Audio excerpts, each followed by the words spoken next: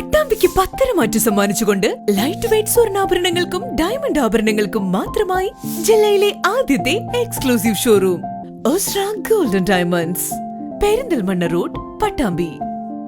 ഏലംകുളം ഗ്രാമപഞ്ചായത്ത് കേരളോത്സവത്തിന് പാറക്കൽ മുക്ക് GLP സ്കൂൾ ഗ്രൗണ്ടിൽ തുടക്കമായി. ഗ്രാമപഞ്ചായത്ത് പ്രസിഡന്റ് സുധീർ ബാബു കേരളോത്സവം ഉദ്ഘാടനം ചെയ്തു. യുവജനങ്ങളുടെ കലാ കായിക സാഹിത്യശേഷി പരിപോഷിപ്പിക്കുന്നതിനാണ് കേരള സംസ്ഥാന യുവജനക്ഷേമ ബോർഡ് തദ്ദേശ സ്വയംഭരണ സ്ഥാപനങ്ങളുടെ സഹകരണത്തോടെ കേരളോത്സവം സംഘടിപ്പിച്ചു വരുന്നത്. ഏലംകുളം ഗ്രാമപഞ്ചായത്ത് കേരളോത്സവം പാറക്കൽമുക്ക് GLP സ്കൂൾ ഗ്രൗണ്ടിൽ ആരംഭിച്ചു. കബഡി മത്സരവും വടംവലി മത്സരവും ഗ്രൗണ്ടിൽ അരങ്ങേറി.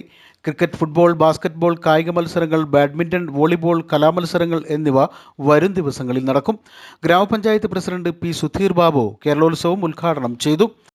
യുവാക്കളെ ഏറ്റവും കൂടുതൽ നല്ല രീതിയിൽ ഈ ഭരണസമിതി പരിഗണിച്ച ഒരു കാലഘട്ടം കൂടിയാണിത്.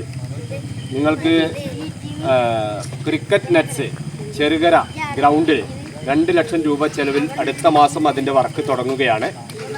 രണ്ടാമത്തെ ഒരു കാര്യം, ഓപ്പൺ ജിം 6 ലക്ഷം രൂപ ചെലവിൽ അമ്പാട്ടക്കണ്ടത്തിലാണ് നമ്മൾ ഉദ്ദേശിക്കുന്നത്. ഇവിടെ ആയിരുന്നു ഉദ്ദേശിച്ചിരുന്നത്. ഷബീബും അതേമാതിരി തന്നെ ആൾക്കാരൊക്കെ നമ്മളോട് പറഞ്ഞിരുന്നു. പക്ഷേ ഇവിടെ നമുക്ക് അതിനുള്ള സ്പേസ് ഇല്ല.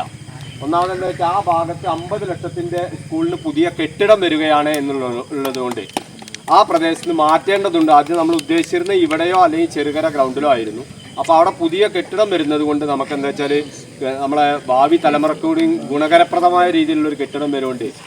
ആ നമ്മളെ ഓപ്പൺ ജിം അമ്പാട്ടക്കണ്ടത്തിലേക്ക് 6 ലക്ഷം രൂപ ചെലവിൽ ഈ അടുത്ത മാസം തന്നെ അതിൻ്റെ വർക്ക് തുടങ്ങും. ആരോഗ്യ വിദ്യാഭ്യാസ standing committee chairman MR Manoj, Shabeeb Alencherry തുടങ്ങിയവർ ഉദ്ഘാടന ചടങ്ങിൽ പങ്കെടുത്ത് സംസാരിച്ചു.